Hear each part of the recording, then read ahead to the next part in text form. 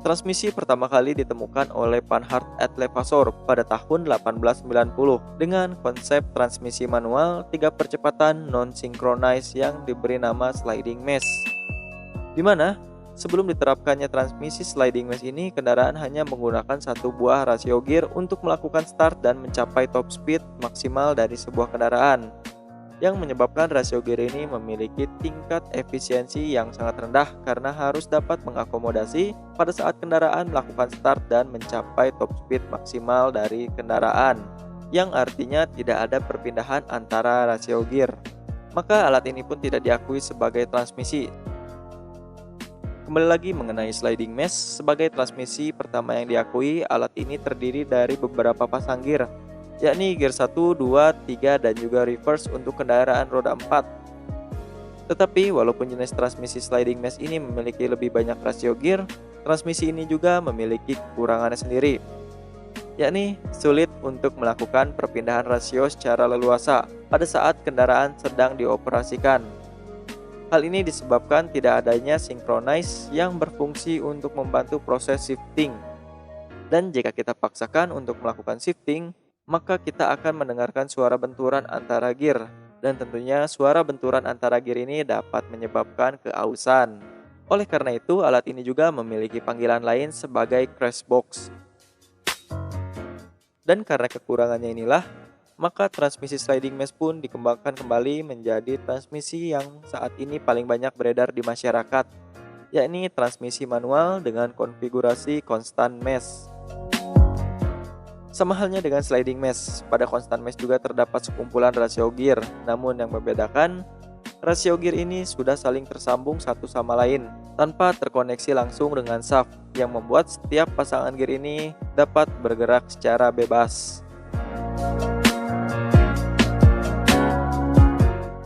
Dan untuk spesifiknya sendiri, constant mesh sebenarnya terbagi menjadi dua, yakni manual transmission yang digunakan pada kendaraan roda 4 dan juga sequential manual transmission yang digunakan pada kendaraan roda 2. Karena kedua transmisi constant mesh ini pasti memiliki sedikit perbedaan dalam mekanisme perpindahan transmisinya. Dan selain itu juga dalam transmisi sequential constant mesh tidak terdapat reverse gear atau gigi mundur. Untuk kawan-kawan yang tertarik dengan pembahasan mengenai transmisi manual pada kendaraan roda 4, kalian bisa cek link videonya di kolom deskripsi di bawah atau di kanan atas video ini. Oke, sekarang kita lanjut masuk ke sistem kerja dan part-partnya dari transmisi manual pada sepeda motor. Kita mulai dari part-partnya terlebih dahulu. Part yang pertama adalah input dan juga output shaft, di mana input shaft terhubung dengan mesin, sedangkan output shaft terhubung dengan gearbox hingga ke roda kendaraan. Lalu part yang kedua adalah gear yang terdiri dari 5 rasio gear, karena sampel yang kita gunakan di sini adalah transmisi manual dengan 5 percepatan. Setiap gear ini memiliki rasionya masing-masing. Untuk gear pertama rasionya adalah 1:2,75, yang artinya 2,75 kali putaran gear input menghasilkan 1 kali putaran gear output dengan tujuan mendapatkan torsi yang besar. Lalu gear 2 dengan rasio 1:1,78, gear 3 dengan rasio 1:1,37, gear 4 dengan rasio yang memiliki sebutan direct gear ratio karena rasionya adalah 1:1, yang tentunya kawan-kawan juga pasti udah paham, di mana 1 kali putaran gear input akan menghasilkan 1 putaran gear output.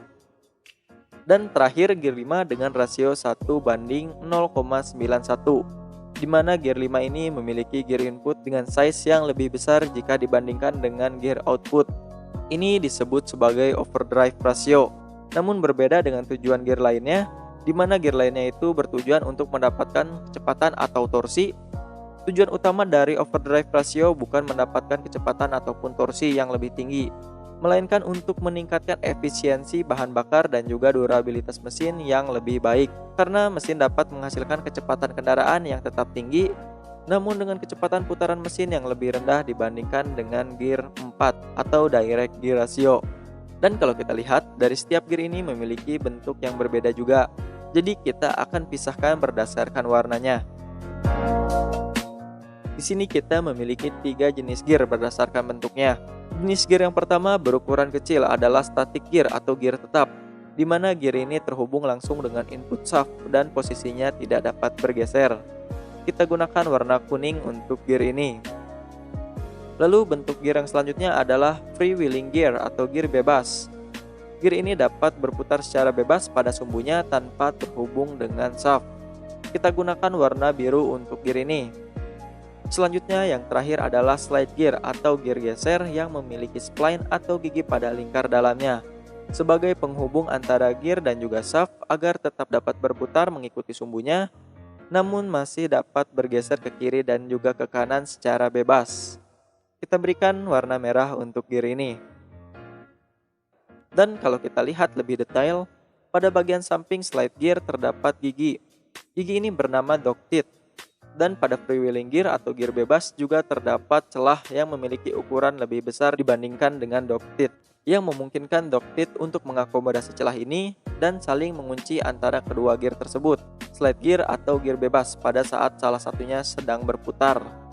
Dalam prakteknya dengan menggunakan bentuk gear seperti ini kita tetap bisa melakukan shifting tanpa menekan tuas coupling. Namun berbeda dengan quick shifter karena jika kita melakukan shifting tanpa menggunakan twist coupling, perpindahan transmisi akan terasa lebih kasar. Lanjut, part yang selanjutnya adalah shifting forks yang berfungsi sebagai pengait gear-gear tertentu. Lalu ke bawahnya terdapat shifting drum yang memiliki saluran untuk setiap shifting forks dalam mengendalikan rasio gear. Dan terakhir adalah perangkat tuas persneling untuk mengoperasikan shifting drum.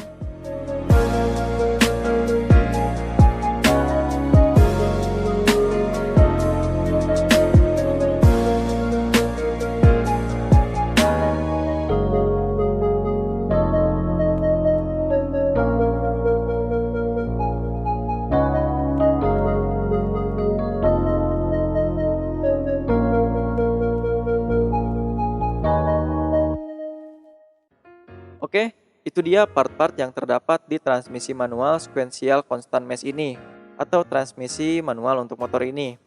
Sekarang kita masuk ke sistem kerjanya.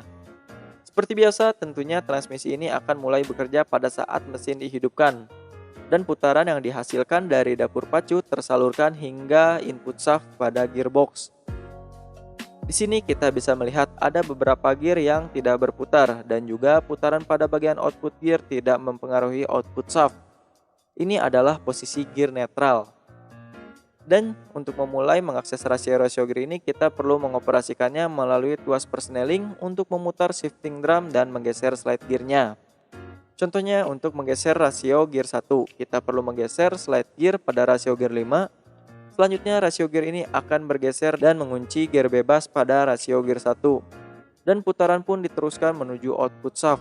Sedangkan untuk gear bebas pada rasio gear 5 akan ikut berputar, namun tidak akan mempengaruhi input shaft.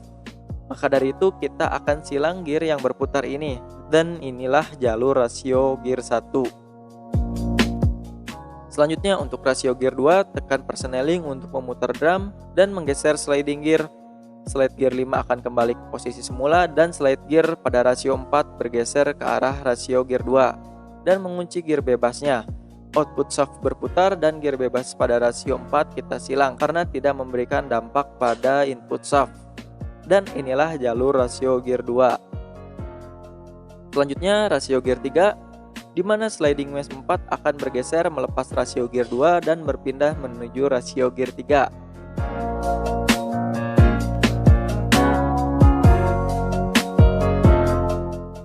Lanjut untuk rasio gear 4, sliding gearnya akan kembali ke posisi semula dan sliding gear 3 akan bergeser menuju rasio gear 4 dan mengunci gear bebasnya. Namun putaran ini juga akan tersalurkan menuju rasio gear 5. Namun putaran yang tersalurkan ini tidak akan mempengaruhi input shaft karena gear pada input shaft dapat bergerak bebas.